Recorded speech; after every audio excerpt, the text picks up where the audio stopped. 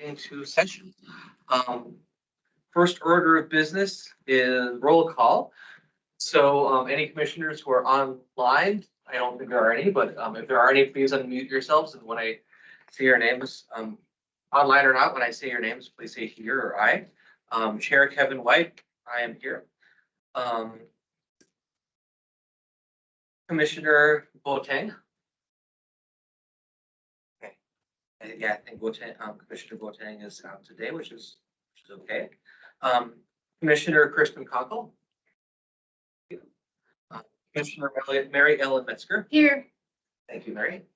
And Vice Chair Amy Walkowinski. All right, thank you. And again, thank you all for being here today and for sharing your time and energy and skill. Next order of business is our land acknowledgement. The Sustainability Commission humbly acknowledges the ancestral homelands of this area's Indigenous nations and original stewards. These lands, still inhabited by Native descendants, border mountains sacred to Indigenous peoples. We honor them, their legacies, their traditions, and their continued contributions. We celebrate their past, present, and future generations who will forever know this place as home.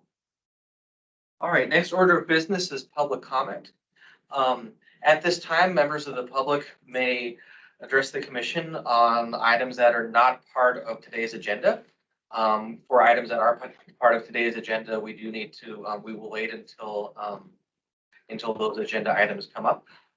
Please note that due to open meeting laws, the commission cannot address items that are not on today's, not on this meeting's agenda during this meeting.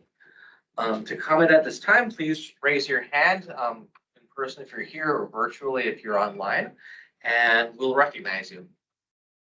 Is there any public comment at this time? I thought that one of our staff members was going to join, but I know what she was going to say, so I would like to make a public comment that, oh, is Sonoma going to? Maybe there she is. Oh, do that. Hi. Can you all hear me okay? Hi, Sonoma and I are calling in virtually from the office.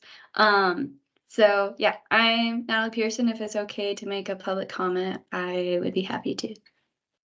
All right, well, now's the time. You have a couple of minutes. The floor is yours.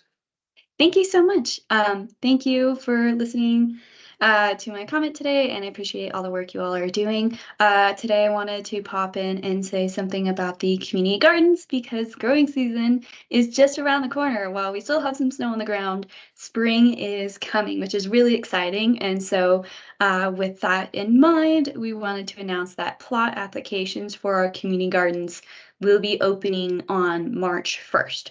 And so returning gardeners who have gardened with us last season will have priority until April 1st to secure their plots. And then they will be offered to new gardeners after returning gardeners have secured their plot on a first come, first served basis after April 1st. This year we are having a new prioritization where new gardeners who do not have access to growing space at home or those who qualify for SNAP will be given priority through the application process. Additionally, community garden registration fees are $65 annually per plot to cover water expenses, infrastructure improvements, and provide resources to gardeners through the season. We have, however, full scholarships and half scholarships available to those who express need through the online plot application so that this fee is not a barrier. And so this plot application will be posted on our community gardens website, which I can put in the chat, or you can just look up flagstaff.az.gov/gardens, and it will be posted there on March 1st. We welcome everyone to join us in the gardens regardless of gardening experience. So feel free to reach out with any questions to gardens@flagstaffaz.gov. Thank you, everyone. All right, thank you very much. Are there any other community comments or public comments? All right, yeah, and thank you again for that. Seeing no other public comment, next up is approval of the January meeting minutes. Are there any Is there any discussion to be had, or are there any notes or suggested modifications to January's meeting, for January commission meeting minutes? I did notice, that the petition we're reviewing today, let's see. We talked about when Flagstaff First is going to be on the agenda at the city council, and that date was listed in the meeting minutes as this Thursday, which was correct when these minutes were drafted, but that date has moved. Tuesday, yes, Yeah. Tuesday.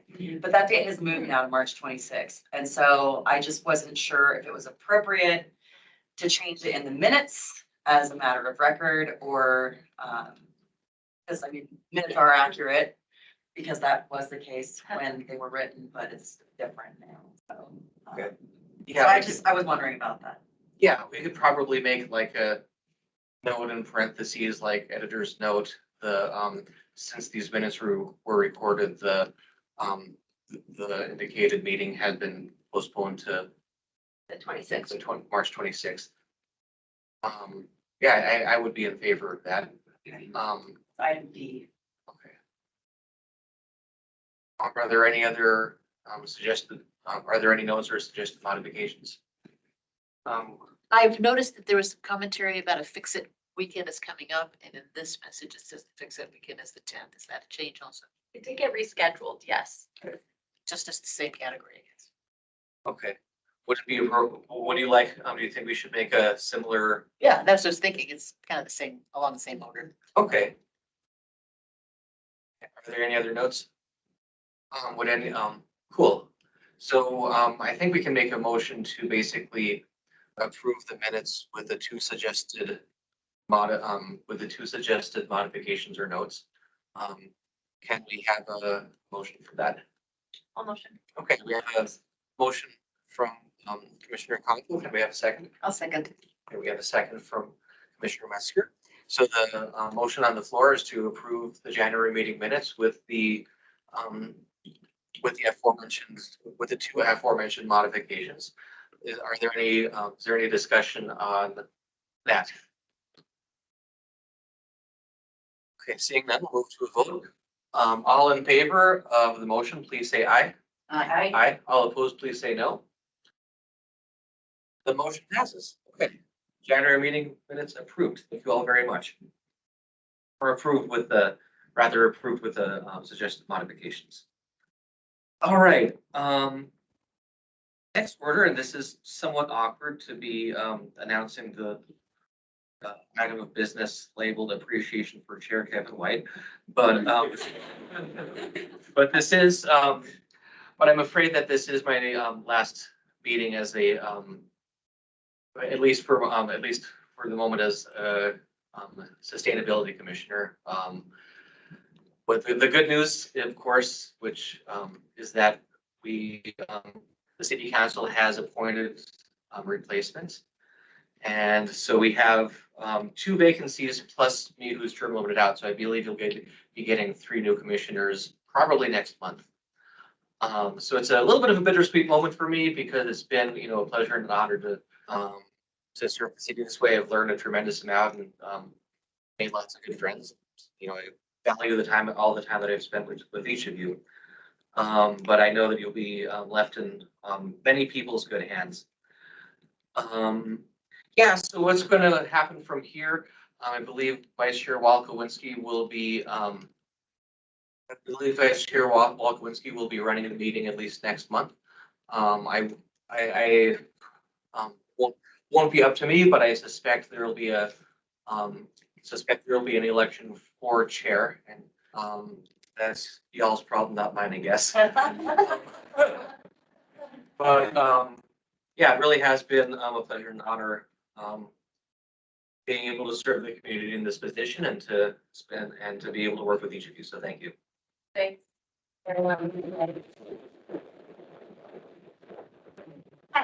May go ahead and say something. I've had the pleasure of working with Kevin since he joined the commission. And just for those that may be interested, Kevin has served the full terms that are allowed, 3 consecutive appointments. And so he's been with the commission for a fair amount of time, and 6 years. yeah. And it's just been an absolute pleasure, and we so appreciate you and everything you brought to the table and to the commission. And we've gone from the table literally down to the dais and back to the table, which is really welcome, because frankly, I feel that there's so much more cohesion as we get to sit around this table and really dive into topics and issues and actually get to know each other a little bit more, perhaps than the dais lends itself to. But just really want to thank you, Kevin. It's been a pleasure and an honor, and just really appreciate you stepping up and always showing up. Thank you very much. Yeah. And you do have a card to give you by the end of the meeting.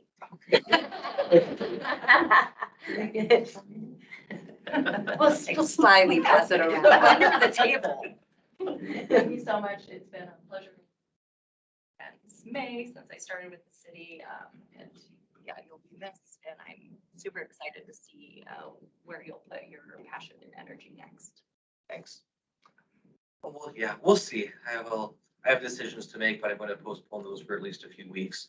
I have a few things to look into. If I'm allowed to apply again after another year, I just might. We'll see. We'll see what life. So we'll see you again. You might. We'll see what life looks like for me. We'll see what life looks like for me a year or two from now. Again, this feels awkward, but any other notes before we move on? Yeah, I'm wondering what the rules are for if we wanted to plan like a little celebration, a happy hour. Absolutely. Do we have to We can have a post a quorum? notice. post a quorum notice? Yeah, that there may be a quorum. How do you feel about that, Jeremy? We could do that. All right. After spring break, Okay. I can't do it before then. Don't violate open meeting laws. That's what we have to make sure of. Yeah. I'll touch base with you over, Cool. Yeah, I'd love to spend some time with y'all in a less formal setting. Yeah, and there's lots of events where we have to post quorums, or potential quorums, even aside from our meetings. For example, we have an Earth Day celebration coming up, and we might need to do something similar for that, and that commissioner might show up. Yeah. Anyway, well, thank you, everyone. I really do appreciate you all. All right, let's move on, because we do have a very packed meeting today. And the bulk of the rest of it is going to be taken up by another celebration of the people who have put blood, sweat, and tears, probably often literal, into sustainability grant projects for the last fiscal year. So these were the people who were basically awarded grants for the year before last, and spent the last year working on building projects with the money that was provided for those grants. Watching these is, one of the funnest things for us as commissioners, because it's always really wonderful to see where these projects have gone. So I have each of these presentations, I am going to be timing them, because we are in a limited schedule. We have budgeted about 6 minutes per presentation, plus about a minute for, I'm going to grab a drink while I say this. So about 6 minutes per presentation, plus a minute for questions. And I'm going to do this in the somewhat arbitrary order of the order that they're listed on the agenda. So first up would be Flagstaff Flyers. We have a representative from Flagstaff Flyers here today. All right, that'd be me. All right, thank you. The floor is yours. Well, I'm Tyler Nilsson. I'm the executive director of the Flagstaff Youth Riders, also more commonly known as the Flyers. We're a 501c3 nonprofit organization focused mostly on mountain biking, but youth development and youth cycling. Our project was the Puente de Ocho Bike Park. This is a neat little illustration that gives kind of a little layout of what is at the bike park. It exists to the west of the elementary school building, just in FUSD land that's off to the west of the building there. And so consists of 2 flow trails. There's a skills area and some wooden features in the skills area pump track. And there's also a 1 mile long loop trail that circumnavigates the whole area. Pay particular attention to this bike hub area. And then kind of on the right here, right in here, what's not depicted is a storage container. And in that storage container, it's filled with bikes that we use for our school programs at Puente and other various schools. And also these wooden drops here. Yes, we'll go to the next slide. We completed the bike park in 2022 through a partnership between Flyers, FUSD, and Flagline Trails. And the goals of the sustainability grant project were to improve upon the bike park, help make it become more sustainable, add a nice clean picnic space, and some more features to the bike park, and involve and engage the community. And then the next slide is what we were able to accomplish through the sustainability grant project. We created a sustainable, clean picnic space with picnic tables and a bike rack. We removed invasive Scotch thistle on 4 different volunteer days, added a couple of wooden rollers and a teeter-totter to the bike park, and we built a fun new little section of trail that comes off of that mile loop trail. It's like it comes off in one spot and joins in another spot and weaves through the trees, and the kids have a lot of fun practicing cornering and steering through there. We added a bunch of new signs to the bike park, and we provided some crucial maintenance to the bike park as well. And then on the next slide, we'll see weeds are everywhere here. So invasive weeds and Scotch thistle is a huge problem at the bike park. So this is the bike hub area that I was talking about in the storage container. This is actually a mild picture. These weeds can get in the spring like 2 to 3 feet high. Actually, before we started the bike park, this whole area was covered with Scotch thistle that's about this high. These solar panels, when they put in these solar panels, they had dirt piles all over, and that's what we thought would be a great idea, to use the dirt piles to construct the flow lines and other features throughout the bike park. However, the dirt piles were covered with thistle seed. So everywhere that the dirt went, the Scotch thistle went, and that has popped up all over the bike park. So weeds is obviously, we know anytime there's construction, weeds are going to pop up, but now we not only have weeds, but we have the invasive Scotch thistle to try and deal with and control as well. So on the next slide, we'll see the same. This is what we were able to do here. There's a lot of branches and such throughout the bike park project that we were able to chip, and we got a whole bunch of chips that we were able to lay down. We put some weed barrier and some chips all the way down throughout this area, so we have a nice, clean, hopefully sustainable space to help get that thistle under control right there. Added a couple 8-foot aluminum tables and a bike rack back there that holds 10 bikes. And then on the next slide there, these are those little wooden features. You can see the weeds are growing everywhere. Here's a close-up of the Scotch thistle, what that looks like, but it can actually, if you let it go, it can, and it's got clubs on it. It can be 2 to 3 feet high. It's just nasty. And it was all over the place. So that's kind of one of the biggest things, is trying to get that under control so we can actually have a nice clean bike park and not look like this. So, and then the next slide, once we clean it out, this is what it should look like, and kids can enjoy it without having to worry about Scotch thistle. This is the pump track right here. And you can see some kind of weeds on the side, some weeds on the side, but the thistle was actually kind of growing in and out throughout there. So we did this, all the building installation of the features, all the manual removal. We manually removed all the Scotch thistle. It happened pretty much mostly through volunteer engagement. We had a little bit of Flyer staff that helped out, but it was mostly all a volunteer effort. And then on the next slide, we will see that some kiddos in our program and other people putting in the new trail there. There's a sign of the Hochel Loop Trail, and we did that, and a number of other signs to help delineate the loop trail better so they could see where it is, and some other signs to show what features are up. And then on the last page, you'll see some of the features. There's one of our kiddos in our program testing out the new teeter-totter that we built. And these are 2 of the new rollers that we put in right next to these skinnies there. And this is the same, you can see the storage container there. This is the same area, but now cleaner. And this is what we would prefer it to look like, and that as well, without all the weeds and the Scotch thistle. So that's, in terms of challenges for this project, that's going to be one of the biggest challenges forward. Like if we try and manually remove it, it's going to be a process that we're going to keep having to go back to time and time again. And we engage kids in our program and try and make it a learning experience as well, but it's going to be an ongoing process. So that's all I have for my presentation. I don't know how much time I'm at. I assume the goats Right don't on like time. touch this. Are there any questions? I asked him if goats liked Scotch thistle. He said, no, they don't. Actually, I'm not sure on that. You should think about it. They're a good option. Maybe they do. I Yeah. don't know. They eat all kinds of stuff. Yeah. They eat cannons, supposedly, so there you go. I think they have to be just very small, like before they get really thorny. Yeah, because Oh. like in the small, the they get spruces, their but when they mouths. get clubs on them, I don't think anything wants to mess with those. So while they're small, get those goats out there. Yeah, I have a question. yeah. Do you track use of the park or is it just open to use all the time? How does it look for access? It's open anytime school's not in session, so the whole public can access it anytime outside of school hours.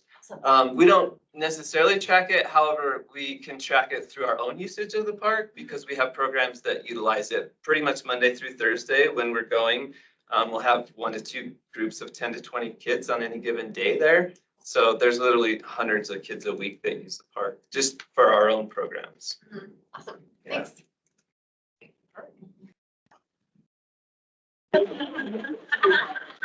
Thank you very much. That was great. Yeah. All right, next up we have Flagstaff Food Link. And my timer too, because. All right, thank you so much for having me this evening. My name is Melissa Ekstrom. I'm a board member of Flagstaff Food Link. And we really enjoyed doing our neighborhood sustainability grant this year or last year.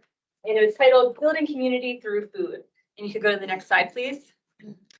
If you're not familiar with Flagstaff Food Link, which I hope you are, we are a 501c3 nonprofit organization, and our mission is to support local growers in cultivating a just and sustainable community food system. Next slide, please.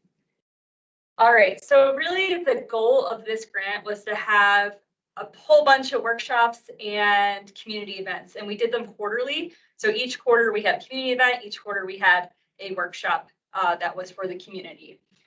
They're all related to food, let it be, sustainable growing, backyard growing, all sorts of things. And we're going to go into them all. If you could go to the next slide, please.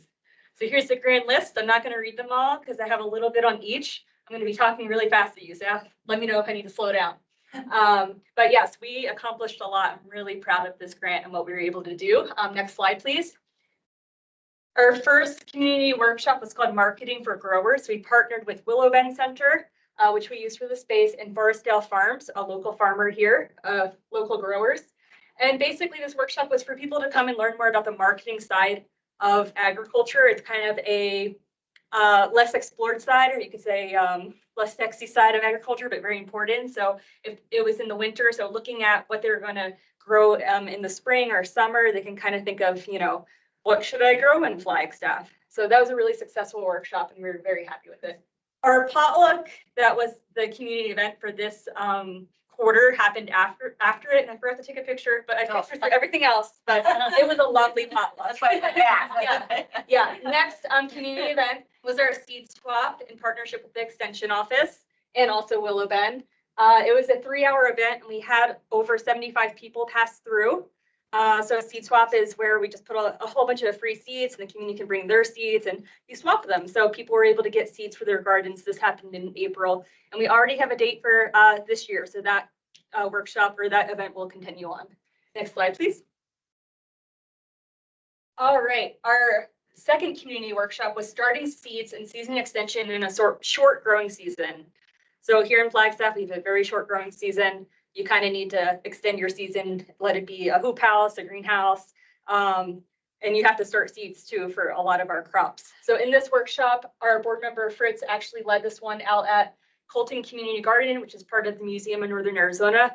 A big partner on this project. You'll see a lot of our photos are from out there.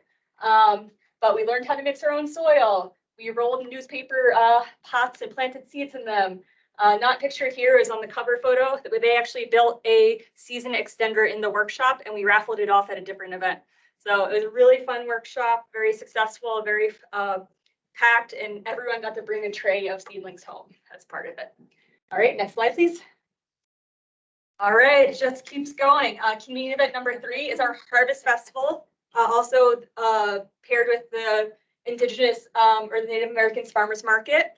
And at this event, we had native growers come and sell their crops. We had the oven cooking pizzas. Ryan was running that nonstop, right?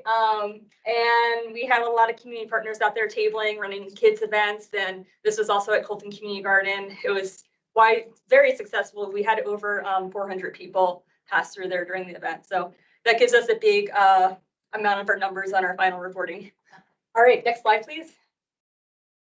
All right, I don't know why we made this workshop so long and it's titled, it's basically a seed saving workshop. Yeah, and again, at the beautiful Colton Community Garden, I mean, what can get better than that? The sunflowers, we have this nice little shaded area, and it was just a packed workshop. We had like double the amount of people on the wait list than we can even have there. So we're just like packing people in as much as we could. So we know that these workshops are desired in this community. So seed saving, we learned about saving beans, tomatoes, why do we seed save, and just like local varieties that you can seed save. And it was a really lovely workshop. Kate from Wild Heart Farm helped run that one, and also Bill McNormand from, he does something called Seed School in a Day, so he joined us. All right, next slide, please. Oh, I'm doing great. All right, community event, we had our fruit tree project cleaning day. We didn't know if we'd have a great apple year when we planned this grant, but it was a bumper crop of apples. So we actually partnered unexpectedly with the Continental Country Club on this project because they had so many loaded trees out on their properties. So we went out once on our cleaning day, but then we hosted multiple ones after that, where people went out on their own because they just had so many apples. And we had our day, but then we also lent out our pickers to whoever wanted to use them, and we still will do that as we go on. Next slide, please.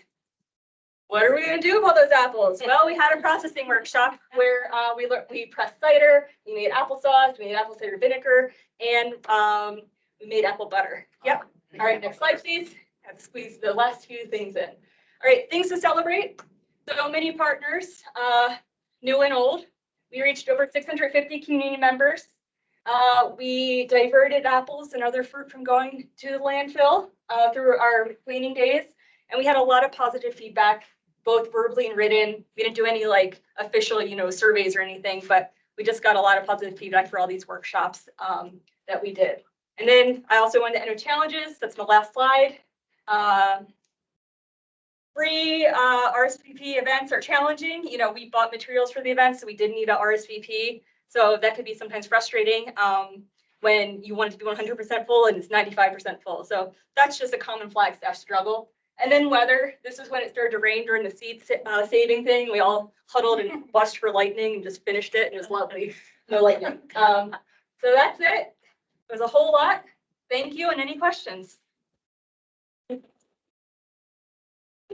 Website so that I can tell my friends about you. Yes. Assuming you're going to do a lot of this stuff in the next future. FlagstaffFoodLink.com. Great. I don't know why we didn't pick .org, but. And you said you have a date already for the next seed swap? Yep, so that's gonna be March 24th at the East Side Community Library, Public Library. Yeah, thank you. Thank you very much. Thank you. That was wonderful. Yeah, have a great rest of the meeting. Thank you. Thanks. Go to bye. All right, next up is the Arboretum. All right.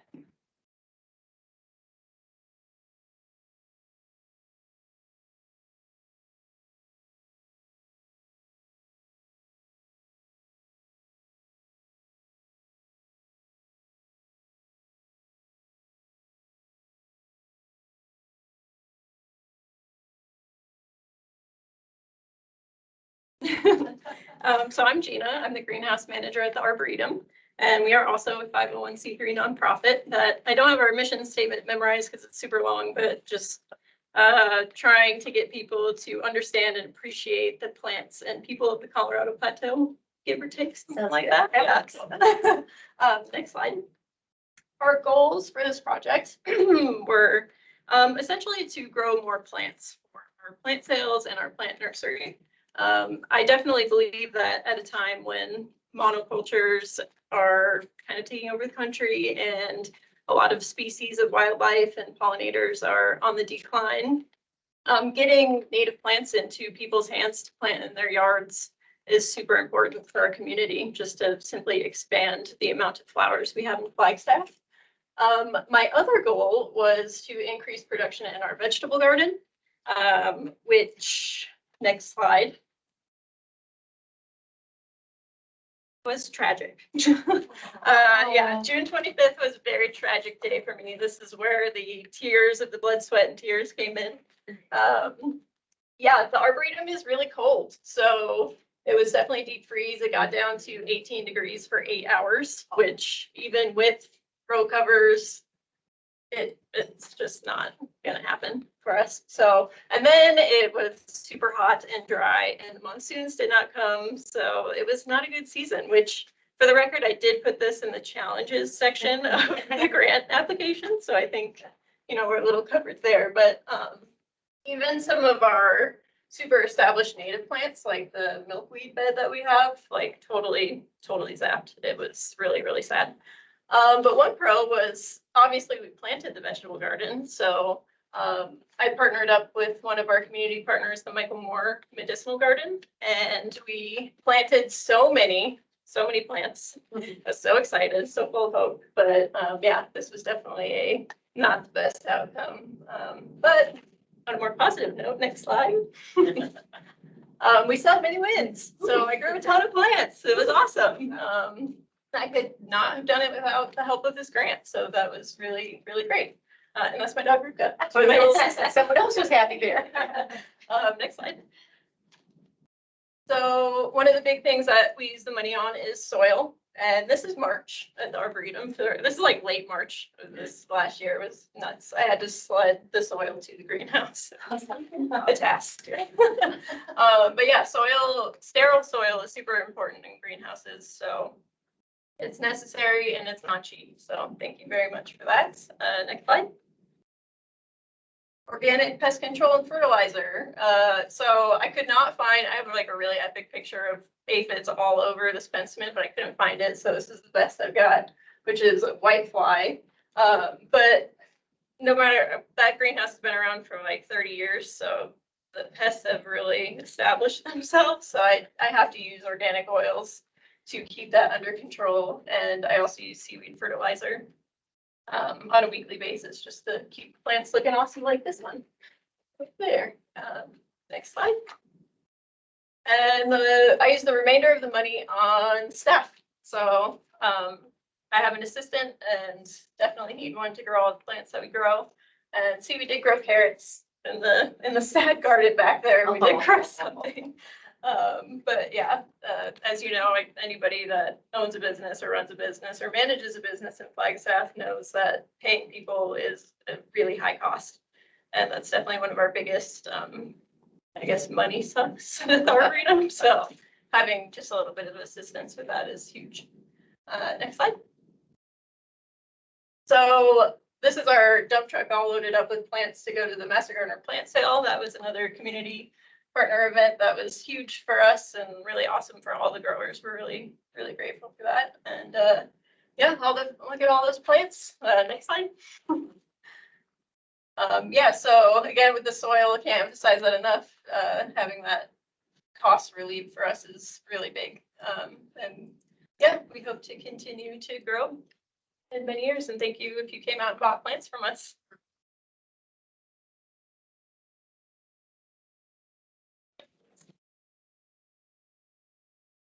I just want to say Flagstaff is so proud of you. The Arboretum. Oh, thank you. Yeah. Such a wonderful part of our community. We definitely, Francis picked an interesting location for it, I'll say. We work with it.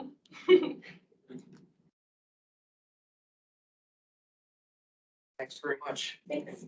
Any other questions? Okay. Next up then is Arizona Cooperative Extension.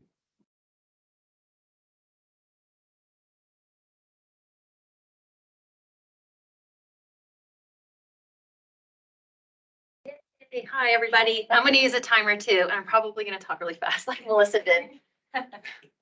I used your money for a horticultural therapy program at Killup Elementary. Go to the next slide. Oh, and I guess, do you guys know who Arizona Extension is?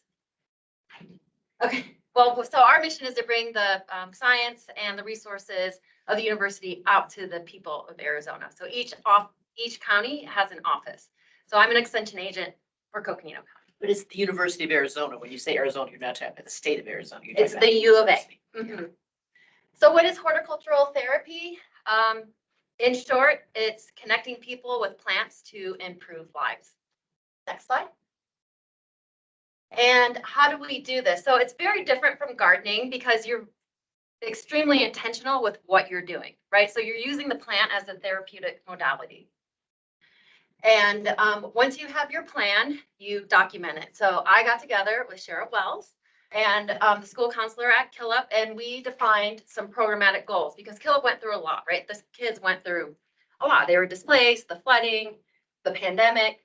So we wanted to improve the overall well-being of youth, improve their social and emotional skills, and instill a sense of responsibility in them. So how do we meet our long-term programmatic goals? We did that with each session. So we had measurable session objectives, and these were the short-term objectives. So to match our programmatic goals, we would, youth will show improvement in mood pre and post session. So that speaks to number one. Youth will work cooperatively for 10 minutes during session, and youth will participate in one helping activity each session. So all of these objectives were to help meet these long-term goals. So you can go next. Here's how we did it. Here are just a few of the session activities that we did. And so we created a green space for the kids because we started in January. And this is what it looked like outside last year in January, right? So you might be thinking, how can you do gardening and horticultural therapy in the winter in Flagstaff? Well, it's possible. You can go to the next slide. Some of our activities included watering. So here comes the part where you're intentional with your planning. I had one water meter.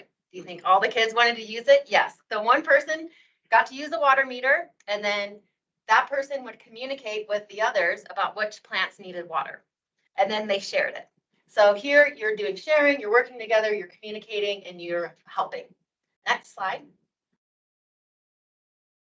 Plant adaptations. This was another lesson that we did, and this was on resiliency. And I just took lessons from our native plants who are very tough and resilient, have all of these special adaptations.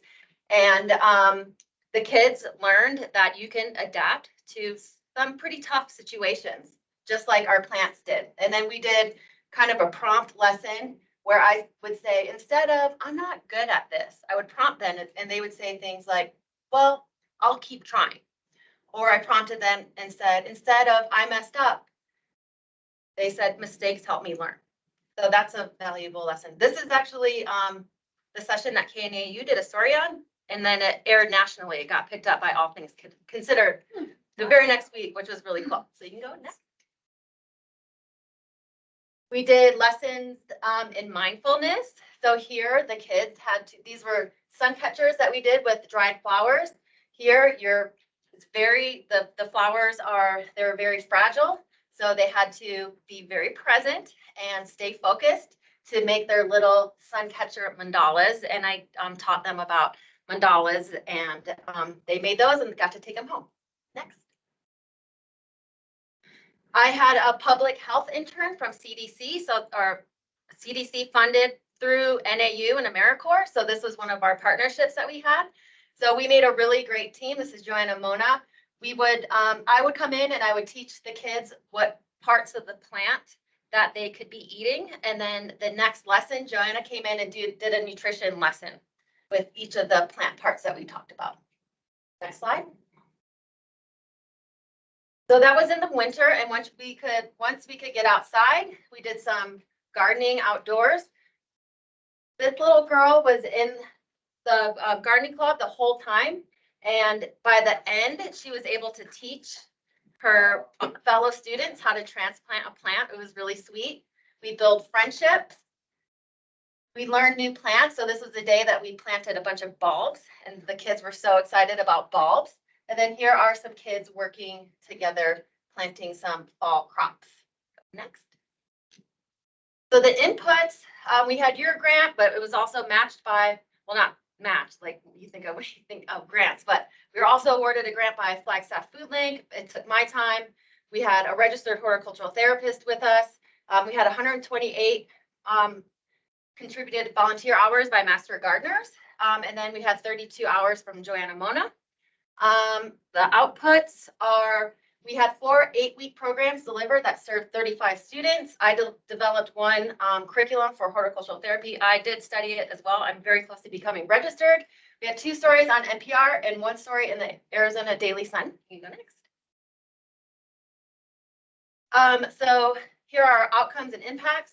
95 or 97% of sessions improved mood for students, and that was simple to document. So they were feeling good, not so good, bad, and we did that pre and post. So that's how we got that data. And all the session objectives were met or partially met. So here are the things that the students learned to do. Some of the qualitative data that we got was I learned about plants and nutrients, or I learned about nutrients for people and plants. I get so excited about gardening club, I could just scream. I learned how to be kind to plants and to people. And we can go to the next slide because I think we're almost done. And here are our partners. So we had NAU Public Health. We had 4 master gardeners. Chelsea Thomas from Plantage sold us plants at wholesale, which was awesome. Misty Warner also sold us some materials at wholesale too. Green Schoolyards Team Flagstaff helped with this. Actually, they're the whole catalyst that got this program going, which is awesome. Flag Food Link, thanks Melissa, I know you're gone. And Pam Catlin, who's a registered horticultural therapist down in Prescott. Next. And that's it. Thank you. Okay. We only have just a couple of seconds for questions, but are there any? No, I just want to tell her thank you because I'm from Pillows.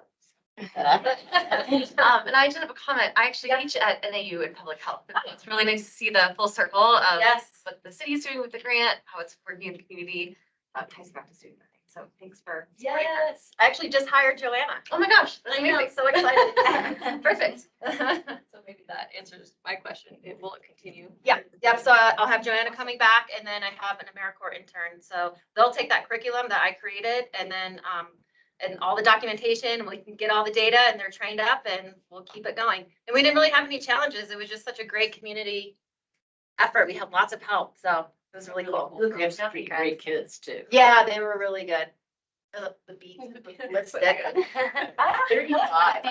35. And did get to see 35 in there though, was that at different times? There were 35 students? Yeah, they're on average, there were like 8 kids. Yeah. Yeah. Oh, 35 at once. I don't think I know. My hair would be a lot more gray. Well, there's some elementary school teachers that do that. Yeah, I know. All right, well, thank you very much.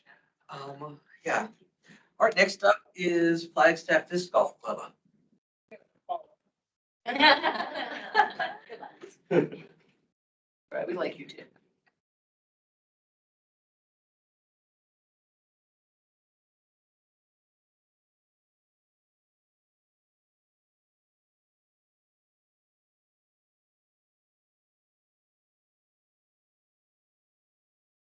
It's working.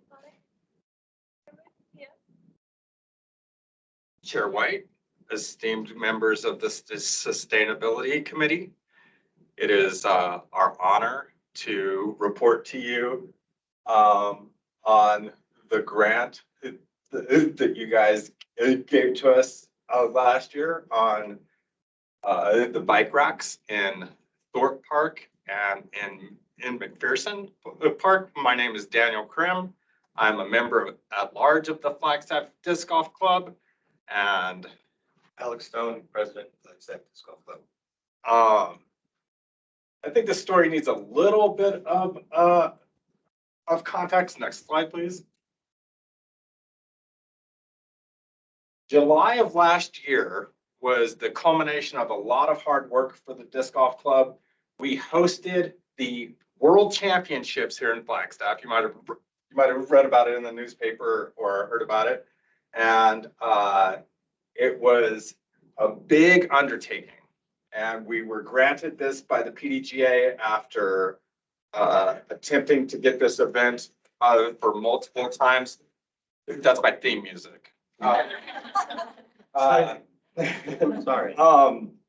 And in getting this, we kind of set some themes, and a few of our themes were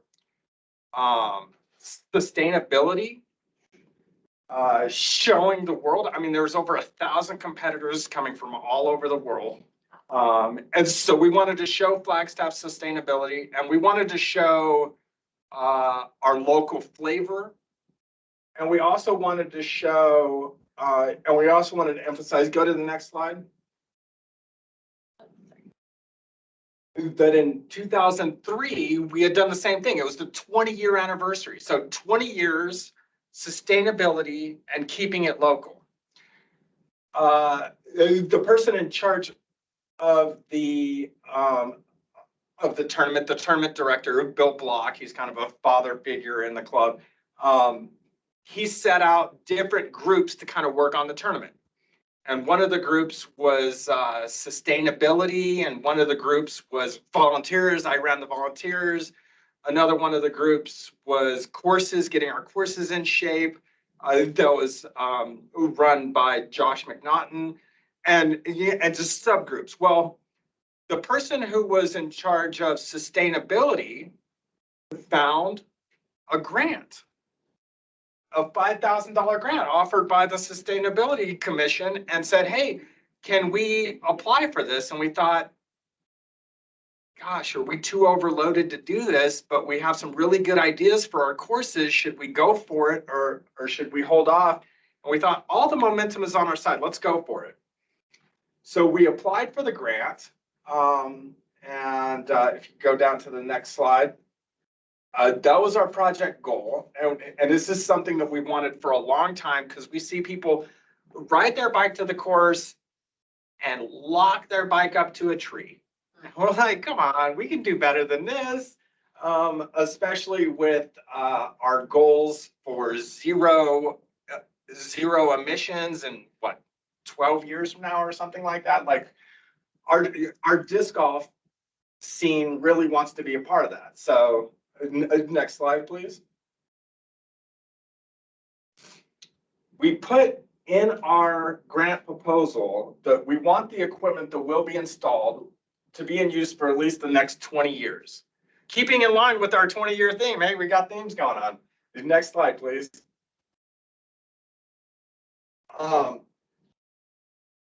You said in your publicity, in your press release, that you were excited to announce that we had gotten. You think you were excited? Next slide, please. And then you guys had submitted a list of questions to us, and we had responded to them. In response to them, we reached out to one of our partners, the city parks. We have a great relationship with them. I didn't know how great. They offered to provide in-kind services to install the bike racks. This was like a turning point. Like, you talk about momentum. We had all the momentum on our side now. And this guy, Martin, I don't know who here knows a Martin. Oh my gosh. You guys need to double this guy's pay. He's really, really good. He's the multimodal transportation planner. And if anyone's going to drive the emissions down in this city, it's this guy. And he saved our butts. Am I allowed to say that? I know a couple of those guys. Some of those thumbnails look like they say yes. Keep going down. One more. I did not know this. There's a guidelines for bicycle parking. Okay. Keep going down. This single graphic that he pointed out to us eliminated our top 5 design choices. So we just like scratch what we're doing. Thank you, Martin. Keep going down. I got one more contribution by Martin. Hi, Daniel. We do a lot of things in untreated steel that is left to rust. Fence fencing, signing, etc. It's kind of our go-to aesthetic. And like you say, it fits in well with the forest. I think it's fine for bike racks. Oh, go for it. I mean, great guidance all the way through. Thank you, Martin. One more. Keep it local. Before I get into Mayorgas, two huge shouts out. The person who was in charge of sustainability for the club, her name is Karen Hendricks. And the person who was working on courses and worked with me on this grant as well was Josh McNaughton. And those two people were instrumental every step of the way. We approached Mayorgas Welding. They've been in town since 1963. I don't know if you guys are familiar with Mayorgas, but they are fantastic to work with. They were very enthusiastic about the project. They helped us with design, and we took their pricing and we compared it to the online vendors that the city has used for bike racks in the past, and they beat those guys hands down. And so we knew we were in the right place. We worked with Mayorgas Welding. Go down one slide. Yes, this is what hardcore design looks like in the this is a Post-it note. I did circulate this. It was approved. Keep going down. June 1st. You're going a little too fast. You're learning. June 1st, 2023. You're like, He's timing it. was a big day for us. We found out that the bike racks that we had manufactured were humongous. And the city's like, yeah, we'll install them. And no problem, we'll pick them up. Go down one slide. June 1st, 2023. You see them there? Oh, man. Yeah, huge. And they went and picked them up, did the entire installation. Yeah, great work by these guys. This was a big day for us. I keep going down once more, please. More sustainability. We get through this day and we realize we have almost $1,000 left on our grant due to the fact that they did the installation for us and Mayorgas gave us a great price. And we thought, can we keep the momentum going? Can we actually do more? We approached you guys. I don't know if you remember that Karen came and talked to you guys about doing some benches, some park benches in McPherson and at Thorpe. Once more, please. AP Sawmill, our local sawmill. And if you want to keep going one more, if you want to keep it local, it doesn't get any more local than slabs of Ponderosa pine. And that's what these are made out of. I'll call them custom, but that sounds expensive. It's custom because it's ours and it's Ponderosa pine and it's going to last forever. And that was really our goal in this whole thing. One more, please. 6. The double click. You did the double click on me again. 6 brand new parking spots for bicycles. And I think these turned out beautifully. And one more, please. 6 brand new Ponderosa pine benches on our courses. One more.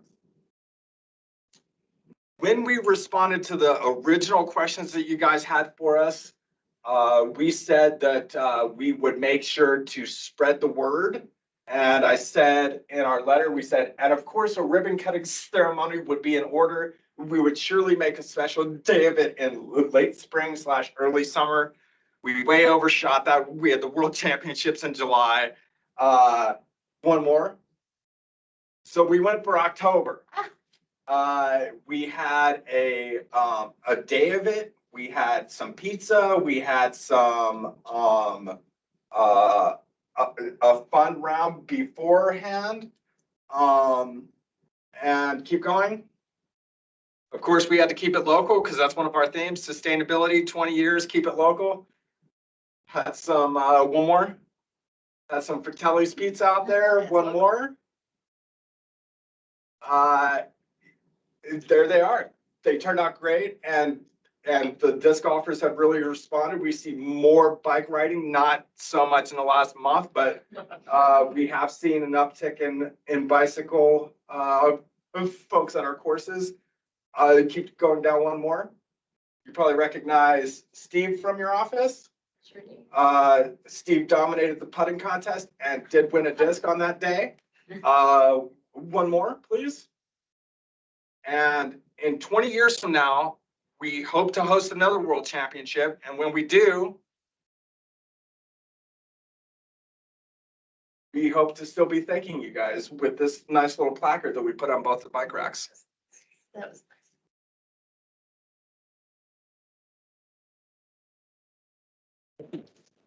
Thank you so much. Any questions? I bet we went over our time. A little bit. We're ahead we're still ahead of schedule overall, so we're okay. I just have a comment. I think it's great that you were able to manufacture extra budget by partnering with the city for installation and going local. And I'm really impressed that you're able to do so much with $5,000. Well, and I really do appreciate that. And the reason for that is because the disc golf community has this idea that we are stewards of the small plots of land that we've been given. We've been given Tut Hill, we've been given a little bit at an AU, we've been given a couple of city plots of land. And you will see if someone drops a can on the course, everybody's like, hey, what are you doing? This is ours, man. Pick that up. So I think it's a culture of taking care of what we have. And that's led to the city being like, if you want, we'll help you. So thank you guys. Thank you so much. All right. Yeah, thank you very much. Next up is, I believe, a virtual presentation from Killip Elementary School. Oh, I'm actually here. Oh, cool. Okay, this says virtual, but I'm glad you're here. I know, we had a meeting that stopped early today, so I'm really glad, because then I got to see Gail in person. And when it comes up, you will see, we are at an elementary school.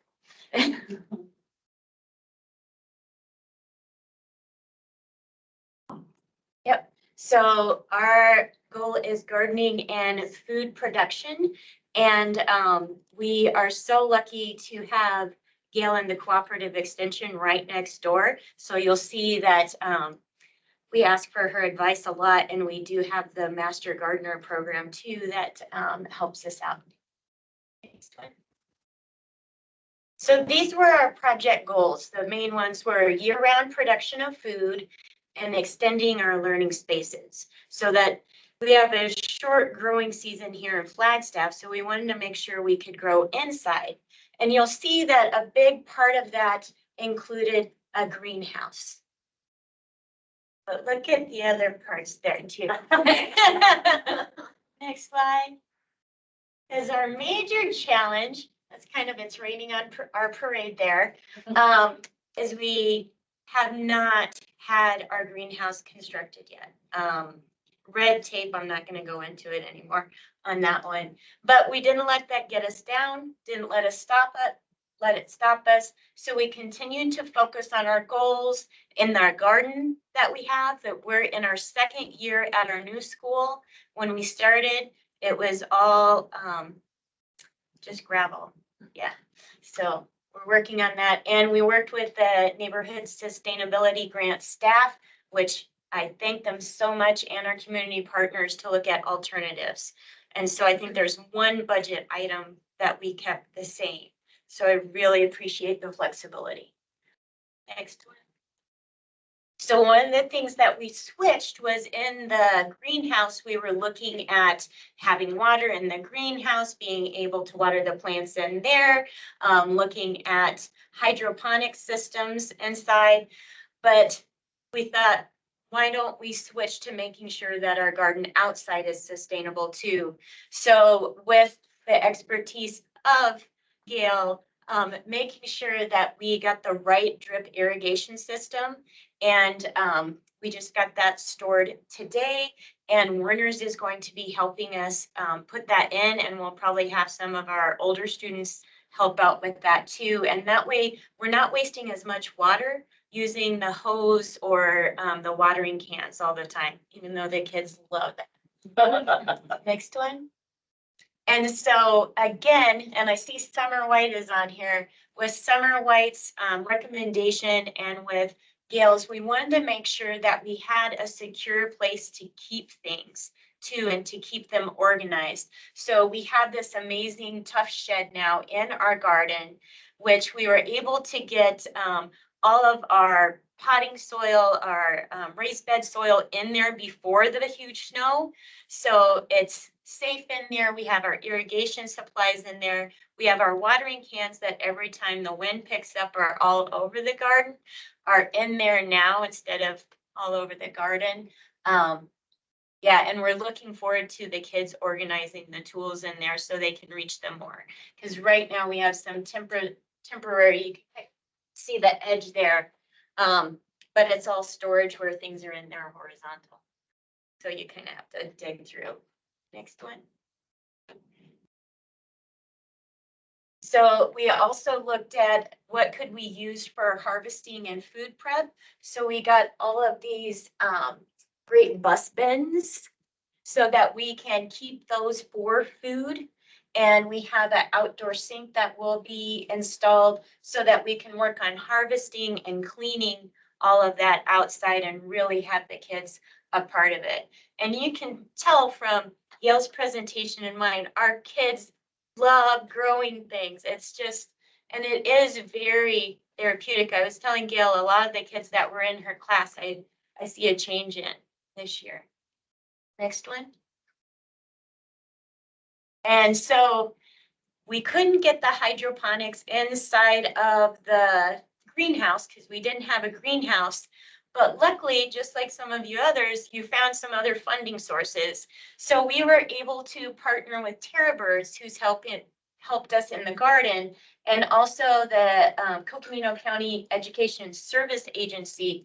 And we have 4 of these amazing lettuce grow farm stands inside, and the kids love growing there. They're putting the water inside. The older kids are working on taking the pH levels and checking all the nutrients that are needed. So we still were able to grow inside. And we had at least one harvest last year where we were able to supply salad for our school salad bar. Ooh. And so our goal this year is to have even more. Yeah, next one. And this was our budget. The one item that was the same was that outdoor sink that was going to be in our greenhouse. But we got those bus bins.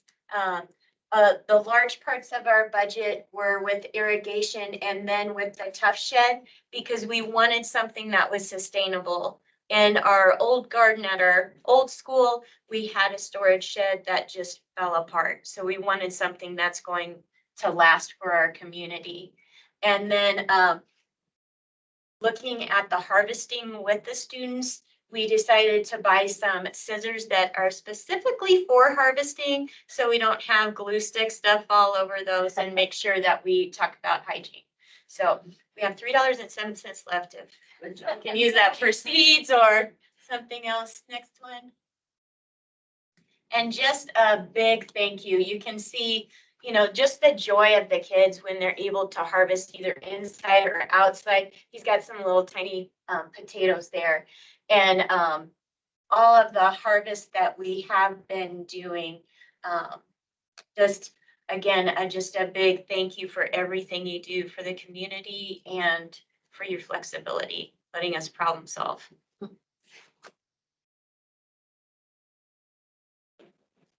Thank you for all you do for the children.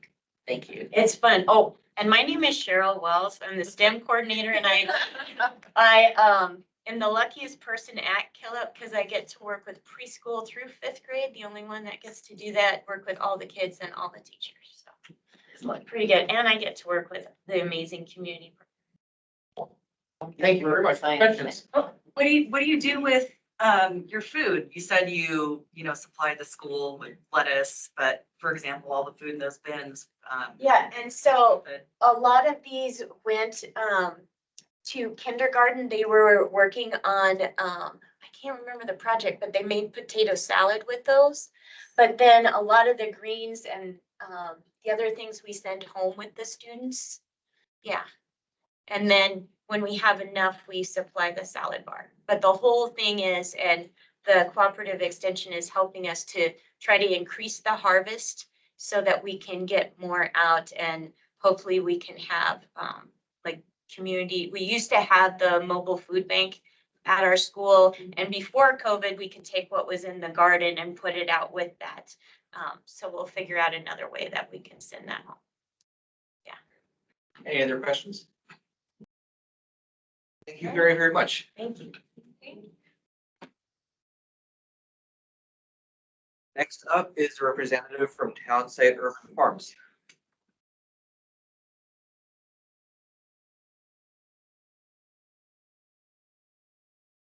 You guys can. Yeah. Oh, I'm Shelley Day, and this. And I'm Greg Capareso. And we're with Townsite Urban Farm. We're co-directors of this project. And Townsite Urban Farm, I'm gonna use notes because I will forget everything if I don't. So. Oh, that's okay. I'll go ahead and start.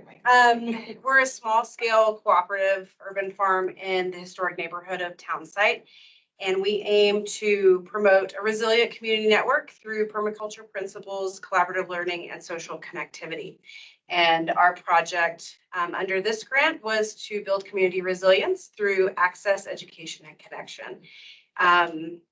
We did all sorts of things with the money. We wanted to double our capacity to host gardeners. The previous year we'd had 4 in more of a community garden style setup. And if you want to go to the next slide, I can't remember what's on each slide, so hopefully it corresponds with what I'm saying. But we actually kind of pivoted on our model this year and did it more of cooperative style, and we're able to host more than 30 different people at the site by combining efforts and doing the work together rather than plotting the space. And so just some fun pictures. I mean, this was like a normal volunteer day where you would have, we'd have maybe 1 volunteer show up to, 15 people show up. And it was very festive. We actually originally, when we asked for the grant money, we're hoping to be able to employ an intern, and came back to you guys after we received grant funding through University of Arizona's Agriculture Workforce Development Program. And we're able to use that money to have Sydney Rittershouse be our intern, which has been a game changer. She's phenomenal, and she's been with us. It will be a year in May. And just her getting the engagement was really able to make this money go even further, I will say. And before we move on, so we'll just jump all around. But one of the pieces that we changed once we were able to fund Sydney through U of A, we asked if we could increase our budget for rainwater harvesting, and which y'all very nice to let us do. I think we have a good picture of the before. Yeah. Okay, but this is the after. See familiar faces in that picture. But if you'll go, sorry, go back. Sorry. This was post install of the 2,500 gallon tank, which because of where we're located, Had to go over a 6-foot fence. Everybody's standing in front of it, you can't see it. Yeah, you'll see, we were very proud of ourselves for getting that over a 6-foot fence. We did get insurance after that. So we're like, I should be insuring any activities on there. But yeah, nobody was injured, so that was amazing. So if you want to go to the next slide. And also, we were, because of just the level of engagement, we wanted to host more workshops. The year before, we had hosted 2 events. We wanted to double that this year, and we were able to actually host, this was the Arizona Mushroom Company out of Payson. They came and hosted and shared with everyone how to grow lobster mushrooms. Is that right? No. Pink oysters. Pink oysters. Yeah. I knew I was going to get that wrong. We collaborated with Ryan on helping us with that idea and getting them on site for that event, which was a giant success. And we were actually, because so many people showed up and just donated, it was just it was free to the community, but if you wanted to donate to support their time and travel, we covered their expenses for getting there and the supplies that everybody went home with. So that was very cool. We've been able to, let's see, oh, I have it here. We were a participant on the Master Gardener Tour. We hosted a workshop called Canning for people who can't can. And we partnered with a local grower for that event. And we're currently hosting a winter book club because there was so much interest in the rainwater harvesting. We're going through the book by Brad Lancaster, which speak on briefly. Yeah, sure. Yeah, so we're working through Brad Lancaster's book right now. We've got one more event. It's an amazing book. I would highly recommend it to everybody. And we kind of use this also as an opportunity to go down to Tucson and visit some rainwater harvesting sites that Brad recommends. And then also just his whole neighborhood is kind of a demonstration project in rainwater harvesting at this point. So we went down there with our book club. And we're now really like working on putting a lot of those ideas into practice at Townside. And so that big water tank is part of it. We also are digging a rain garden. We didn't quite get done before the ground froze, but we'll be coming back to that in a little bit. But the idea is to create a spot that's going to be really supportive of native plants and probably a juniper tree that we'll plant back there. And so that's kind of our big goal right now is like over the next season or two, we want to transition completely away from using city water in the greenhouse and go all the way over to rainwater. And we have some partnerships that will that we've set up now that are going to help with that. And you can go to the next slide. And that kind of speaks to collaborations and community engagement. We have had many people on the property and everybody, contributing to these lofty ideas. Even the tank was made possible. I mean, our property is high to low, and so that's not super advantageous for the downhill side. Right. So, and all the growing space is high. So we looked around and the only place we could really collect enough water to go in that tank was from the Salvation Army, which just is on the back end of the property. So we contacted them and they're like, what are you? What do you want? Like, I just want to take water off your roof. And finally they said yes. They said we could attach a gutter and take rainwater from them. And so that's nice. And if you want to go to the, and just to speak to what's been growing, squash, corn, beans, peas, watermelon, eggplant, tomatoes, potatoes, sunflower, strawberries, raspberries, grapes, cauliflower, tomatillos, basil, parsley, dill, broccoli, zucchini, pumpkins. That's what we grew this year. With the help of everyone. And we've also been able to host FJA and the Outdoor Educators, the Elm Eradicators Club, and we are able to host Flagstaff Cooperative Preschool, which was adorable to have 30 tiny children going through the house. And they're going to actually come back this summer to do a summer camp. And then also, if you go to the next slide, with the money, we purchased these raised garden beds for out front. The idea there was to encourage conversation and interest in just the general community so they would know what was happening in the back and that it was a space that they were welcome in. Beyond expectations as far as the success, we have single pane windows in this historic home, so we could hear every conversation that happened around those beds, and it was remarkable. I mean, people would stop and talk about what their grandmother used to grow on Cherry Hill and what they grow now. And it was like the proverbial like water cooler of Elm Street, I guess. It was really cool. And if you went out, if you were lonely and you just went out there and like played in the dirt, somebody would talk to you. Somebody would stop and talk to you if you were out there. And we're next to the high school. Not one watermelon was taken. I mean, we would welcome that. Next year we'll have signs like, hey, this is ready. You can take it. but nobody took anything. Nobody littered in it. Yeah. It was remarkable. That's the day that we, yeah, we got it over. About 6.5, 7 feet tall in the middle. Yeah. Rolled it over the fence. It was so fun. You should have seen it coming downtown in the back of the truck. It's so ridiculous. And then another piece that we use the money for is putting hard siding on the ends to make the growing season longer, because it came with, back in the day in 2020 when we built that thing, it was just that plastic that's going to degrade over time. So we're transitioning, and then with the help of the Food Link grant that we just received, we'll be able to do the sides as well. So it goes on.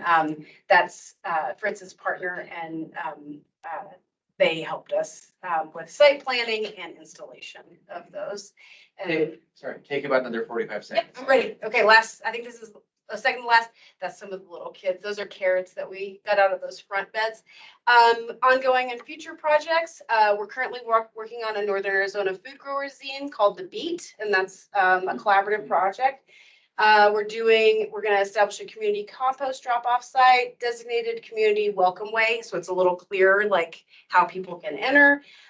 Salvation Army, working with Libby Miller at Flagstaff High School on a beautification collaboration, because we are against that back parking lot, which collects a lot of trash, and it just could be a nice joint project. To the learning process. Exactly, for the kids to engage in and take pride in their school.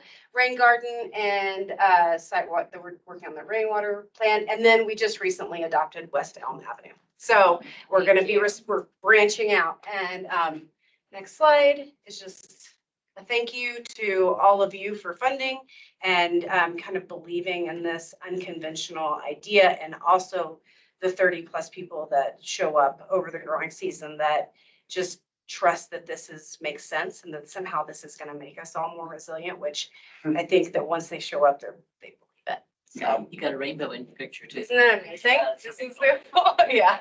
Yeah. Inside we have like a little sign, and one of the frequent volunteers, it was like a list of to-dos, like always weed or whatever. And somebody wrote on the list of to-dos, don't be afraid to make this a family. And I was just like, you get it. You get it. Like, this is good for everybody. People come for different reasons. Growing food, learning something new, or just community. So it's working. Thank you. So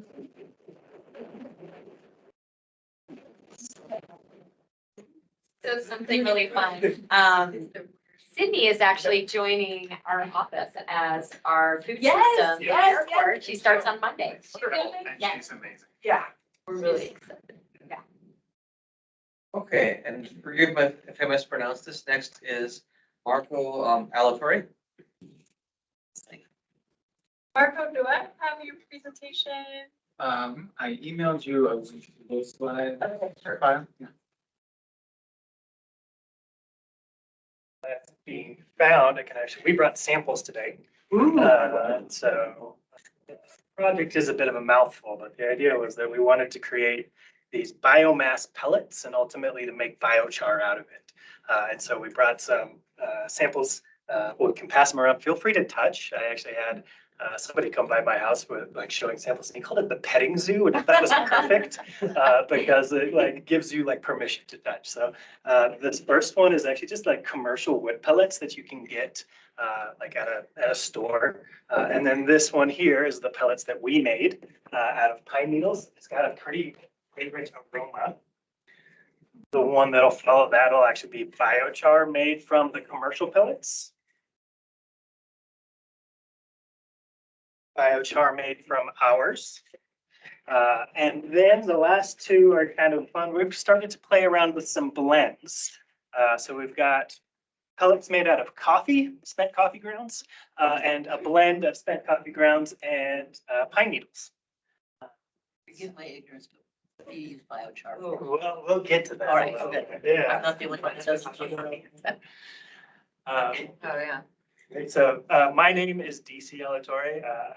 Marco's brother might be apparent by co-conspirators on this project, but the project actually took place at Marco's house.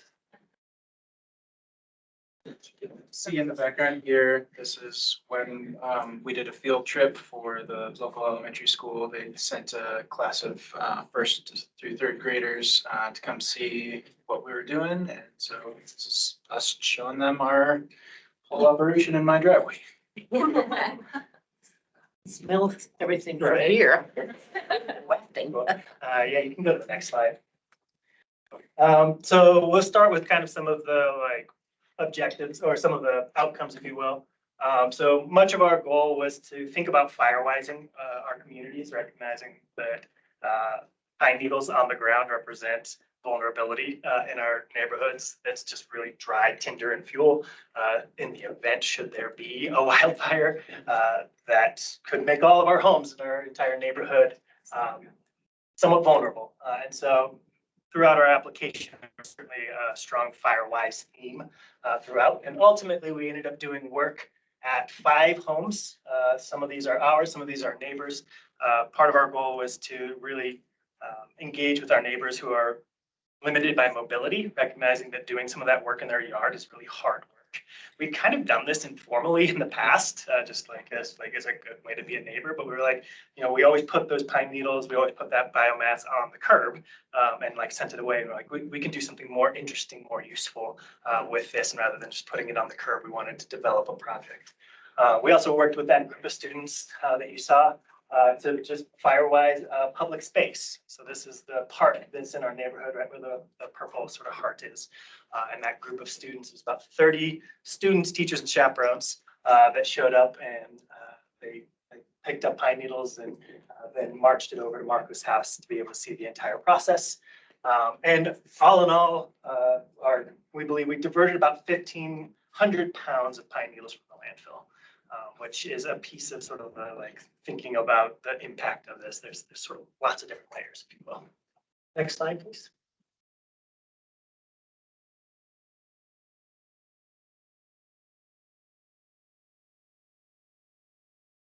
Pictures from our workday. These were some of the bags that we got, but you can just see like the total volume of pine needles. They just collect like, near fences, near homes, and things like that. If they're not taken care of, as we mentioned, there's a real vulnerability. We mentioned Hooray Walking Field Trip. We learned that the elementary school, they hadn't been on a field trip, none of their classes for the past 4 years, in part because of budgetary issues. Buses are expensive. Turns out by being able to provide a walking field trip, like we had so many chaperones because they were like, wait, you're going to take my kid on a field trip? And they were just like so excited. So it was almost like a 1-to-1 student to like adult ratio. It was kind of crazy.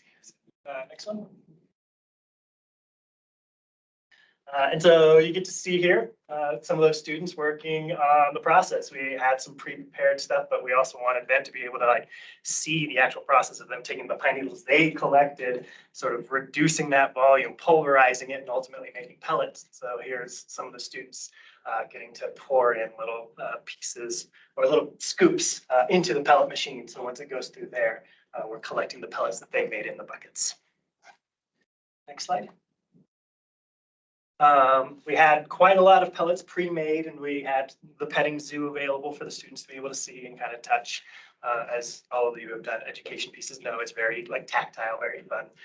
Sort of your question though with the biochar, there's a lot of different applications for biochar that, and for those of you that have been in gardening projects, if any of you have any interest in biochar, we're starting to collect some.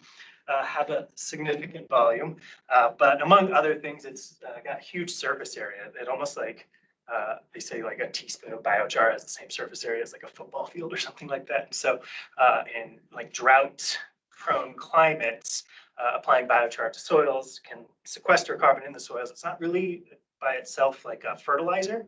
It's not necessarily providing a lot in the way of nutrients, but it can be really helpful for water retention and kind of keeping things there. So people will find that you can use less water when you're applying biochar to soils. Next slide. So not actually our picture, but we actually think this is a pretty close representation of what 1,500 pounds of pine needles looks like. So we did get these sort of like in sort of sequences and batches and such. So we never had all of our material piled in one fell swoop, but this was probably about the amount we wanted to give a visual image. Next one. So this was a delivery day. The machines that are needed in order to go from pine needles to pellets are sort of some shredders to like reduce the volume, but they're known as a hammer mill and a pellet mill. And you'll see those shortly. So next one. This one here is the hammer mill. You'll see, and that one over there is the pellet mill. They came, we disassembled the crates. We did have to assemble. They did not come with their cords ready, so we had to like figure out electrical work. Put on a 240 volt cord. We had to attach the belts, and we had a lot of help from the foreman. So next slide, please. One of our challenges or setbacks, sort of early in the summer season when the pine needles were really starting to show up, and we were like, okay, we're going to ramp up. We turned on the hammer mill for the second time, and this thing actually lit on fire. Oh my gosh. So that is not what we were trying to char. And we got to learn that that's known as a starting capacitor. And again, back to our electrical skills. And we did a lot of diagnostics, and we do want to thank the team at Pellet Masters who sold us the equipment. They helped provide over the phone sort of technical support. We were able to diagnose, and ultimately they sent us a new motor for free when we were able to figure out that it wasn't just that the capacitor was bad, but that the vent had actually ruined the motor. Yeah, next one. We did pick up a lot of 55-gallon drums. We had in our application an idea for a drum dryer. Part of the process is wanting to get the biomass to the right moisture contents. And also for storage purposes. So we actually got these from squirrel nut butter because what this is coconut oil. And so we weren't really worried about what we were putting in there. A lot of times when you get 55-gallon drums, they were storing some nasty stuff. Silly little thing up there, that coconut oil there, these drums still had a lot of coconut oil kind of like stuck on the bottom. And so we put our biochar stoves to use by making a hot water recirculating thing, just kind of being able to put hot water around the drums themselves, and then we were able to pop them out. So another plug, if anyone needs like 200 pounds of coconut oil, we have it. You paid for them, that's really. So next one. So this is just kind of how do you make pellets. So you've seen us collect. This is our shredder. This is really for volume reduction. You can tell these still look like pine needles, but when you put them in bags and things, there's a lot of air. It just makes storage a lot easier to be able to first shred, probably reduce volume by about 50%. Next slide, please. Then you're doing drying, trying to get that biomass to an appropriate moisture content in order to be able to pulverize it. And so this is the hammer mill. When that runs, it turns this into that. And this is the material that you want to throw into the pellet mill in order to actually make pellets. Well, how are you drying it? You just stick it in the thing, just letting it dry? In this case, in many cases, yes. Those other ones are kind of airy. Marco actually has a greenhouse on the side of his house, so it's quite warm in there throughout the year. So we were able to do a lot of ambient drying. We did have in the budget something to make it what's known as a drum dryer. We actually didn't end up going down that route because we were finding that we were able to hit the moisture contents we wanted, sort of on the pace that we needed. Next slide, please. So then once we got this one again to the right moisture content, you put it in the pellet mill. That moisture content needs to be between 12 and 18%. So this moisture meter was part of our budget, certainly. When you're making the pellets, as they come out, they're warm, they're a little bit moist, they can kind of even steam a little bit. And so they're coming down this drying rack. We bought this, I think they call it like hardware cloth or something like that. We have actually a couple of those to be able to have biomass drying. That's another way you can dry the biomass before it goes in, just to increase surface area. So it also helps to sort of sieve out some of the fines, and you can see all that down there, which you can just throw right back in. So if something didn't get into a pellet the first time. Next one. And then we certainly wanted to think about how are we going to utilize these like locally created energy pellets. And so we had in our budget these two little biochar stoves. So the difference between biochar stoves and like regular stoves is that you're not going for complete combustion. That's how we're able to provide you something that's not just a pile of ash. And so these are known as TLUD, top-lit updraft stoves. They were commercially available. We did make hot water recirculators. This is actually, I'm drying coffee because the spent coffee grounds are moist. And if you just leave them, they'll mold. Mold, Yeah. And so we would put them in sand dryers in order to do that. And we were also even bringing sand in because we were like, gosh, we've made it really hot. It's over 220 degrees Fahrenheit. If you just drop it, it could be kind of an interesting, like brought some energy from the garage into the house sort of thing. So next one. And then this was sort of our aha moment. Those little tea-lead stoves did not process biomass very quickly. But Marco has a wood stove in his house. About this retort system. If you just put the pellets into a stainless steel container, put that container into the wood stove that's already been heated up, along with a couple more logs, then in the morning, they'll end up with this kind of thing. And so that allowed us to really up the production rate and start producing at a much higher volume. Yeah, there was about 5 times as many pellets we could put into that compared to the little biochar stoves. So, and you can see this is some of where we're starting to store it. Next one. Some of the data, I think we don't have enough time to go through this, but You have about another minute. yeah, I figured. But the kind of recognition that if you are starting with this and have this, you've got a lot of carbon left over, and our sort of back of the envelope calculations just by weighing it before, weighing it after, is that we think we're probably capturing about 50% of the carbon in those pine needles that likely would have just gone to a landfill to decompose, right? So there's a certain amount of carbon sequestration that is happening in these. Next one, please.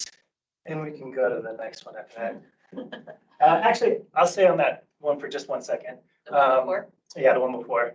Just kind of recognizing, we think there's probably about 100 hours of grid or fossil heating that are being displaced by putting them in these wood stoves. That would be equivalent to about 350 pounds of like natural gas used in a home, if you're thinking that. So that's another kind of like emissions impact. You can go 2 slides on this one. And so, yeah, just sort of final steps here. What have we been using it for? One surprising kind of fun one was this stuff is kind of black, it's kind of gritty. We threw it down in the driveway and it really helps with snow melt. Ice melt is often not good for dog paws. It's not great when you like shovel it and throw it into your yard. The fact that this has sort of landscaping and gardening benefits, it's like, well, I guess it would be okay to throw this into our yard. So that's been kind of a fun one that we've thought about. We're definitely planning to use it in our own landscaping, and we've spoken to the community garden in our neighborhood. They're kind of excited for us to be able to have that trash can out there so that people try using biochar. Again, opening it up to the community. If anyone's interested, we could probably supply pounds and pounds worth. And we've also met with neighbors who use wood stoves in the neighborhood. We're kind of calling them our retort adopters. And we're starting to get some incoming data on that. How does it work in the wood stove to heat? I mean, I saw where you dried out your pellets, but how does that heat? How does that work? If you go back to the slide. Oh, you just tell me. Yeah, so basically it gets hot enough in there that you can kind of see shooting out of the sides under the lid here. Just it's getting hot enough that it's producing these volatile gases that when they come out, if they're exposed to. So it's exacerbating the heat of the natural. Yeah, and it actually does produce heat on its own as well. Yeah, so, yeah, tremendous amount of heat. You just keep it from combusting, and then with the lid, it's a low oxygen environment, which is kind of what you need to make biochar. Great. And I think the very last slide is just talking about some of the next steps. We did the field trip with 1 class. The rest of the lower elementary would like to come to our house when the weather conditions allow. So that's one of the ways that we're excited and continuing to more or less just push this on repeat every year when it's fall. Bless you.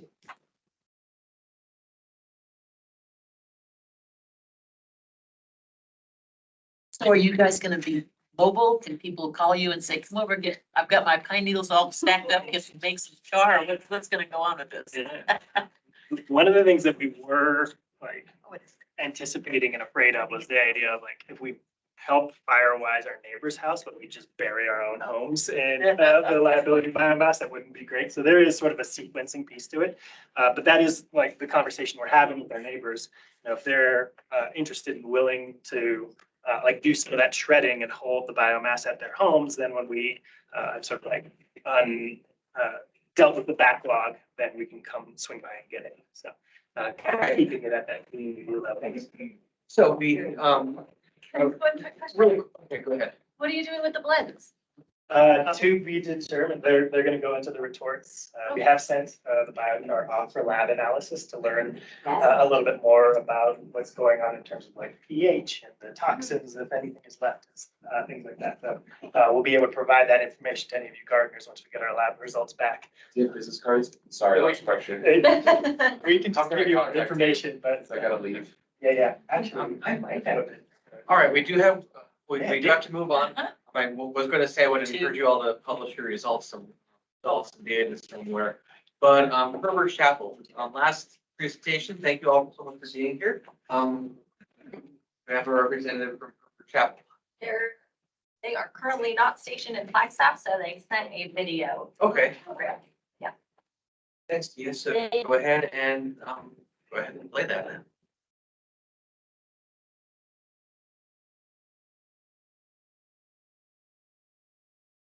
Sound situation is, oh, because it's playing on my computer. How do we do that? The gentleman in the upper right hand corner. I can pause that audio at least for now, maybe. I think. Can you just turn the volume on your So computer? teams, you have to. Oh.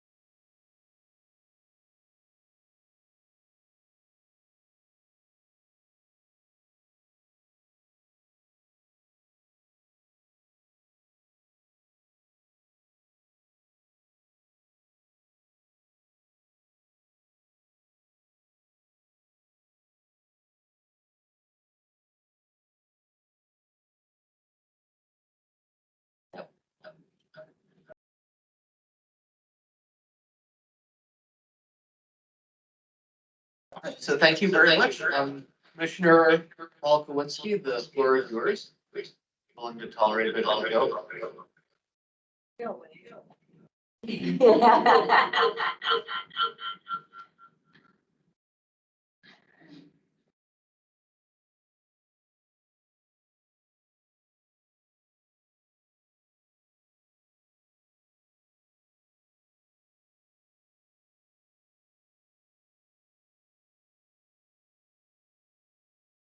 Okay, I think.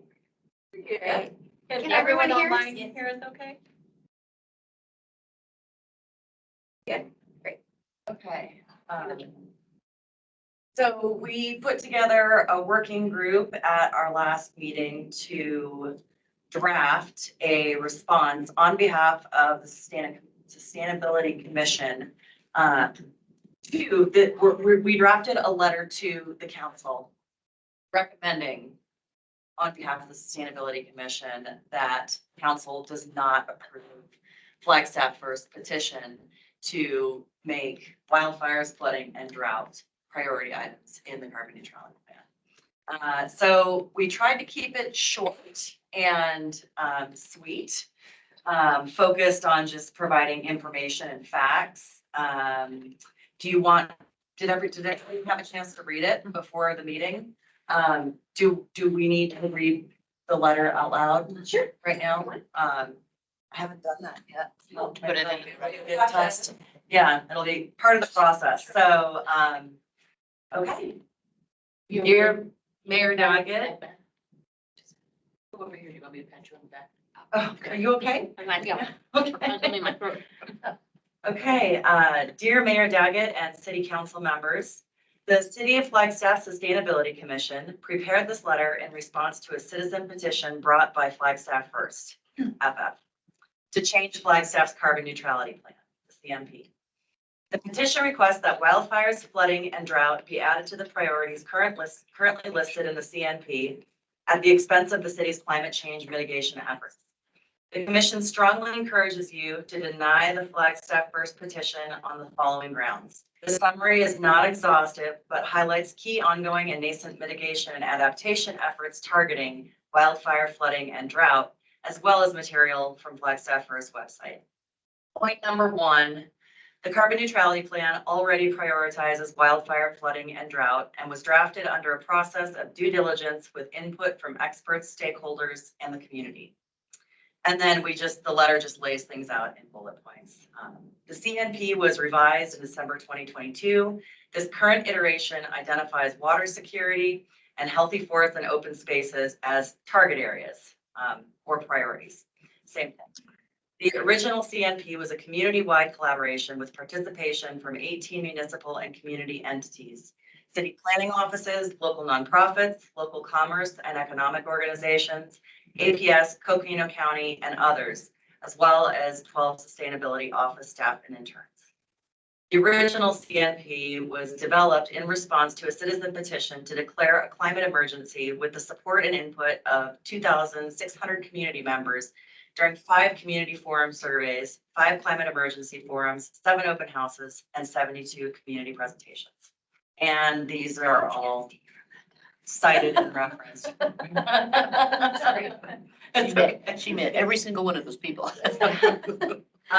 So point number 2, wildfire, flooding, and drought are priorities of multiple current implementation projects and plans with millions in dedicated funding allocated through voter-approved municipal bonds. The Coconino County Flood Control District, the City of Flagstaff, and other collaborating partners are working on a series of ongoing flood mitigation projects and completed a milestone project below the museum fire burn area in early February 2024. The Flagstaff Regional Plan, which serves as the primary guidance document for all other local planning efforts, and the Community Wildfire Protection Plan both address wildfire, flooding, and drought, and they are currently being updated through a process that includes community participation. In 2012, the Flagstaff Watershed Protection Project was passed. It's a $10 million bond to support forest health and water supply protection. And then in 2022, Wildfire, Flood, and Water Infrastructure Bond, also known as Proposition 441, was passed, and that's a $57 million bond, of which 26 million is devoted to flood infrastructure within the Spruce Wash area. So those are all things that are happening now. There's active community engagement, and there's a lot of funding for. Point number 3, on February 15th, 2024, Arizona Senator Mark Kelly hosted an Environment and Public Works Committee hearing on water and flood control in Flagstaff. The forum addressed how communities cope with the impacts of drought and destructive flooding, and Senator Kelly announced his plans to introduce the Drought Resilient Infrastructure Act to create new programs and authorities specifically to respond to drought conditions. Again, just another example of something that is actively happening to address Flagstaff First concerns. And then the last key point that we wanted to make is that Flagstaff First vision and goal for Flagstaff are derived from a perspective of climate change skepticism. And this is just, from information they've published on their website. The homepage states the CNP is a, quote, futile effort to change the trajectory of global warming, end quote. Selecting the Learn More button navigates to a claim that, quote, every dollar we spend on CNP is wasted on making infinitesimal changes to the atmosphere. Until China, India, and Russia change course, our impact on the trajectory of global warming will remain insignificant, end quote. Also on the Flagstaff First homepage, below a graphic prompting the reader to consider what is carbon neutrality, Flagstaff First links to a publication written by well-known climate denier Bjorn Lomborg. Based on the evidence above, the commission is curious whether Flagstaff First has organized their efforts and the citizen petition for the purpose of delaying CNP implementation. The commission believes that the CNP, as it currently stands, shows Flagstaff's leadership in climate action, allows us to make progress towards reasonable goals of carbon neutrality, and makes a positive difference in the health and well-being of our citizens. Efforts to undermine the CNP are not supported by science, by our community, or by the commission. In summary, wildfire, flooding, and drought are well recognized by local, state, and federal leaders as significant risks, and they are working diligently to protect communities from associated hazards. Please deny Flagstaff First position, and in doing so, continue to support climate action and a carbon neutral future for Flagstaff.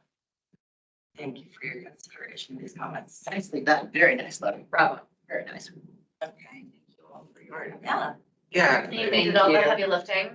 Again, We all participated in the research and the writing and the editing, and Well, I think it's really valuable that you also point to what you consider are nefarious purposes on FFS. yes. I think that's very good that you said that. It's clear.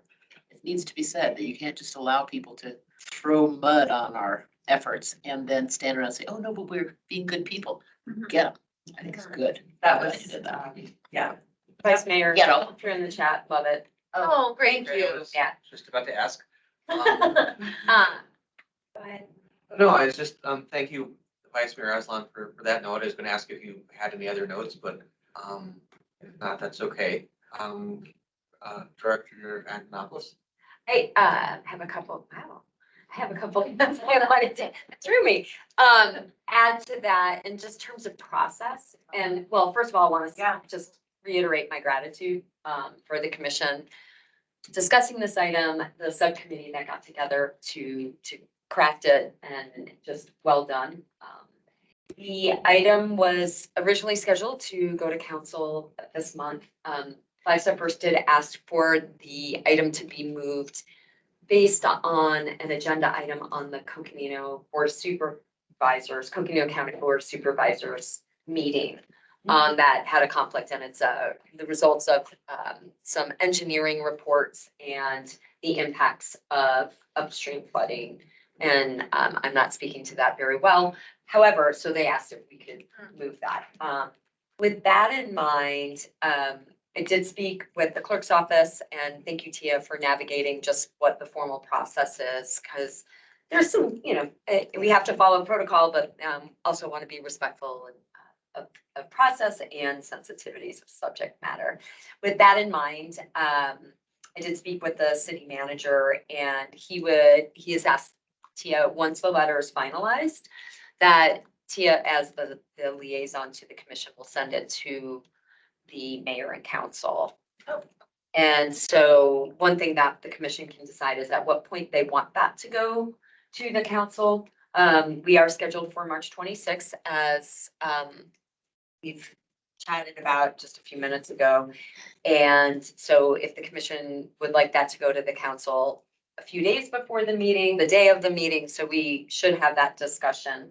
I think it would be helpful to ask the vice mayor in terms of, the volume of emails that are coming in.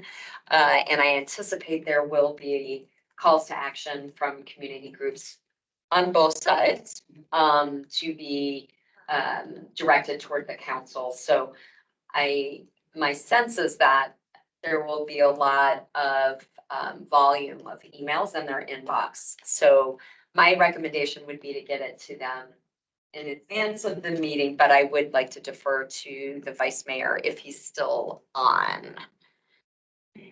In terms of protocol, should we make a motion to support the law and sign on? Yeah, we will have to do that. Well, and I can, I'm here. okay, great. Hi. Do you have a recommendation, Vice Mayor, and when you would like the letter or suggest that the letter would be better received, just given the interest in this topic and kind of volume of emails that the council tends to get? Yeah, I think you should send it out soon. I think it's a great letter, by the way. I might even read it during the council meeting because I'm sure not everybody will read the whole thing, but it's worth combing through. So I'd get it out to people as soon as you can, and then even follow up on it. Yeah, it's worth following the links too. There were several different articles that came out in like the last week about Mark Kelly's visit and about that flood control project completion. Yeah, there was a big deal. Yeah, so. Great. Thank you, Vice Mayor. Yeah, thank you very much. So well, we don't have a whole lot more time. Actually don't have any more time, but do we have a motion to go ahead? Yeah. Is everything accurate? Like, did you read it and you're like, there's no red flags of inaccuracy? None at all. Okay. Yeah. Just want to make sure we're not. No, I really appreciate it. And one more question I have is as I was looking at the letter, I noticed like a typo punctuation. So if we motion to approve this as is, should we just hands off? Is that the requirement, or can we fix typos? You were writing, it was different than what was up on the screen. You read something that was different on the screen, the last lines before the last paragraph. Oh, really? I might have read it You wrong. ad-libbed a little, like. I did. I did say a few things. Well, that's all right. I Well, just wanted to think make the sure motion there wasn't can something. be very straightforward as Yeah. the commission, like what's up for the motion is the adoption of the letter that was created by the subgroup with additional, Could do track changes. Yeah. track changes. of Yeah, we did grammatical something check. similar for a different letter in the past. Yeah, Okay. Well, I motion that we support the letter and we all agree that it's a great letter and let's get it to the city council. Do we have a second? I'll second with a proofread. Okay. Yeah. So, yeah, the motion on the table is to approve the letter as a commission with possible minor edits for grammar and punctuation. And to present that, and for that letter to be communicated to the city council as soon as procedurally tenable. Do we have any discussion on the current motion? All right, seeing none, we'll bring it to a vote. All in favor, please say aye. Aye. All opposed, please say no. All right, the motion passes. And again, thank you to all participants Well done. It was a fabulous letter. for Good job. that. Good job. All right, so we are a little bit over time. We'll try to keep the rest of this. The other items are pretty important, but we'll try to keep it very short. So there is a, all right, so next item on the agenda. A few of us got a letter just a few days ago, really, basically saying that the people working on the regional plan would like input from Flagstaff's commissions on parts of those plans. And there's a few meetings that they would like representatives from the Sustainability Commission to attend a few meetings. And I believe the first one is on March 13th, which is a Tuesday. We have some important updates or Okay. clarification, yeah, on that. Do you want to go, Nicole, or? Yeah, here, let me, I closed my email up, so let me. okay, so, yeah, we received an email from Sarah Dector, who has been in front of the commission about regional plans. That was an attachment on the agenda item. The review deadlines are things that kind of Sarah put to it, and actually this first energy chapter is actually being authored by the Sustainability Division, so, which is good news, you know. It's Vegas. Yeah, there's that too. So that deadline, that first deadline that we were concerned about, is gonna be moved back. And I do have a more concise ask in an email from Sarah Decker about, like, really just a lot of good clarification on what the ask was. There still was, like, the main ask was that there would be 2 representatives or kind of 2 people from the commission that would go as individuals from the public, unless the commission wants to create a subcommittee, or yeah, I think that was the other option, was to make an official subcommittee that can speak on behalf of the commission at these regional planning meetings for key chapters such as energy and growth and land use. And then there are further opportunities once it is in draft form, and this will be in the email that I can send you all as well. That there'll be a 60-day public comment period, and you all as individuals are also very welcome to review the draft chapters, any of them, and submit written public comments in advance of these meetings as well. So lots of options, ways to engage on the regional planning chapters. The question is, do you all want to create a subcommittee so that those people can speak on behalf of the commission when the time comes? I have a thought. There are only 4 of us. Yeah. So I cannot commit the time. And I think it's a big ask to have 3 people commit, like, I'm not a working group to commit the time, so that's my. A subcommittee can be fewer than 3. Yes. I think so. Okay, well then maybe, What do you think is gonna be most effective? If we have a couple of people who meet ahead of time, so we know what we're doing, we go there, which could be considered a subcommittee, or just go and be I guess, insightful. Nicole, do you think that this subcommittee does need to be made at this meeting, or could it possibly wait for next meeting? So I think it can possibly wait. So, and I apologize just on behalf of the kind of planning of these meetings. There was a lot of confusing information that was coming forward. So if we're kind of stumbling on things, that's why. We're trying to navigate it as well, but I think it can wait. So right now, as I understand it, everything is in draft, and the drafts will have time for additional comment. This is because my understanding was what was happening is just that the regional plan team and the subcommittee, they just couldn't keep attending all these commission meetings and public meetings and so forth. And so they're trying to figure a way to refine processes.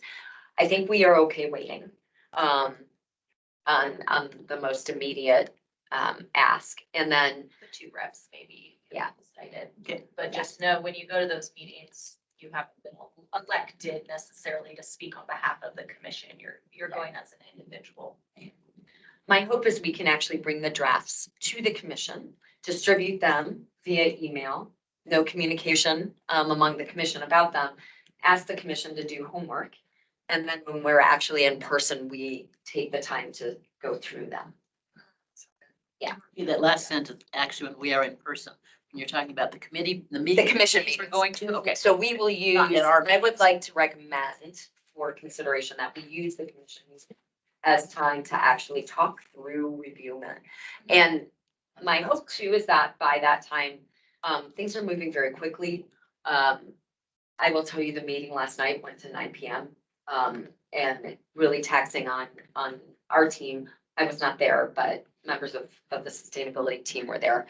They still had to get to work this morning, didn't they? Yeah. Yeah, and so things are moving quick. We will try to also have some of our comments and reviews so we can lend commentary to the commissioners or some, hopefully expertise. But yeah, I think we can sync this up in a manner that allows us to use the commission meetings as really productive time. Great for review. So I'm going to repeat what I think I just heard you say, that you're going to have the department do the rough drafts. We'll get to read them, go deep into them. And then when you say the committee, we'll talk about it. We'll talk about it at our next meeting, for example, and have some Right, dialogue. so there will be some drafts available, for example, in March. So if we can just plan to carve out a regular time slot on our agendas for the next few months, they want to have a draft by August. So the next 6 months, I would like to recommend that we have time carved out in our meeting. So we'll have to be sensitive to other items that come forward or that don't have timestamps on them. So we can really take the time. This is the most important document. It's ratified by voters. It directs work plans, it directs funding.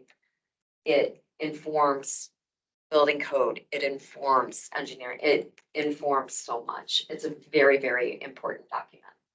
So I'm a little confused because we started talking about open meetings where we might have representation to that. And we've moved from that where we're going to be discussing it in these meetings and not worry about going to these open meetings. You're welcome to go to the open meetings. That's not the point. But if you do, you have to do so as you.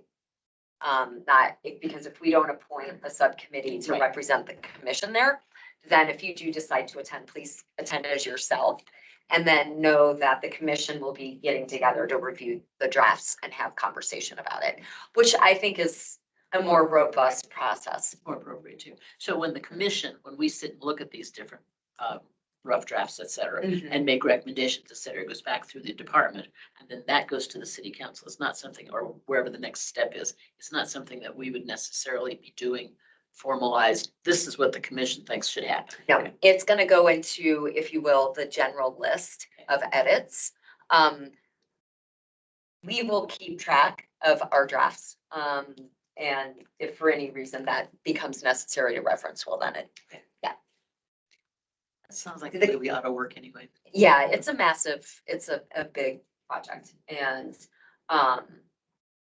we, at the last regional plan update, the commission did write a letter with some key points, and there might be an opportunity to do that again. So, yeah, so it's good that I think it's really good use of time.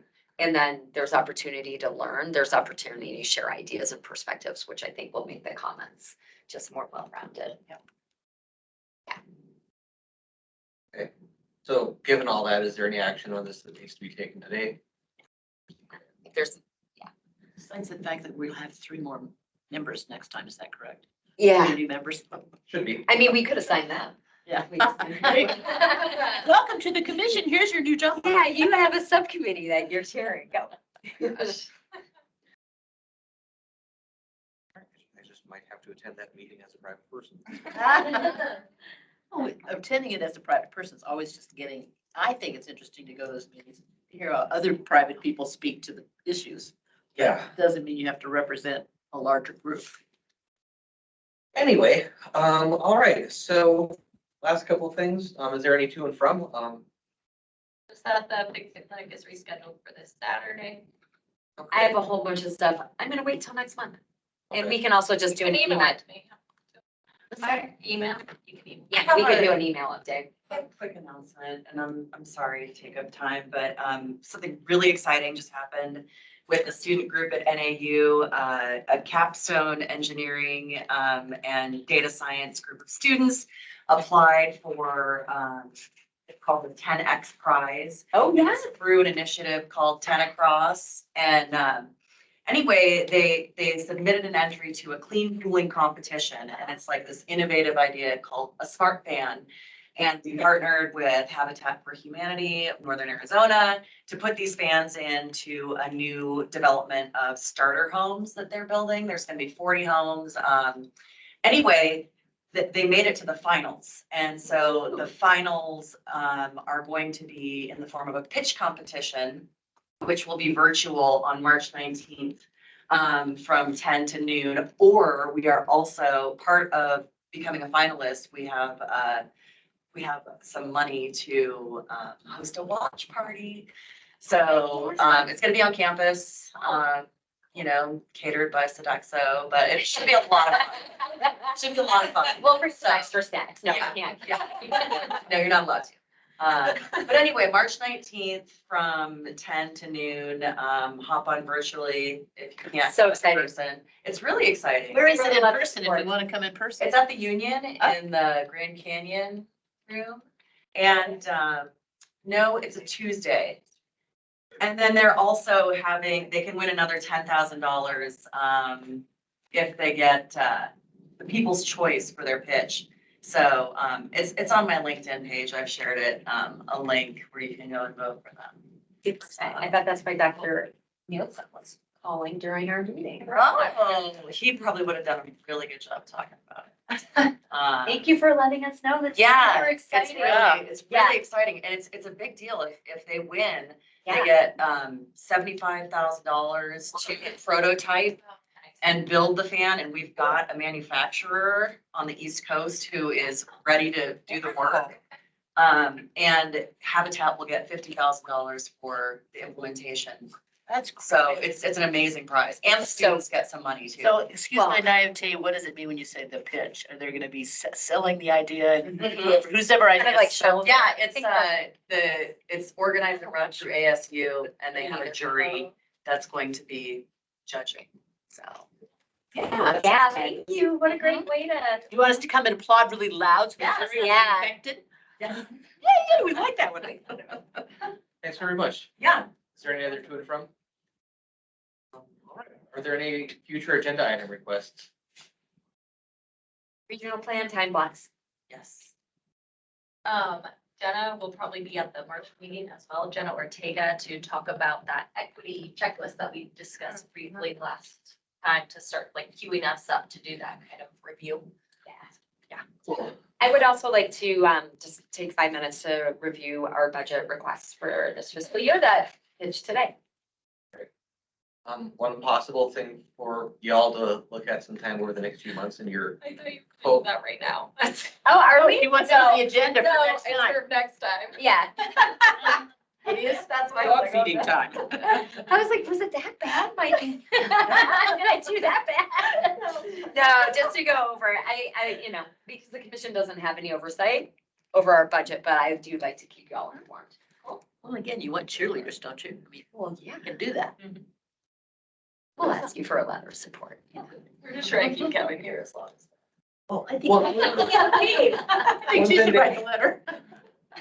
One other thing that you might all consider looking at in your, copious available meeting time is, my understanding is that FUSD is basically winding down or stopping offering busing to high schoolers, which seems to not be which seems to be a little bit contrary to our climate goals, and that might be something just to.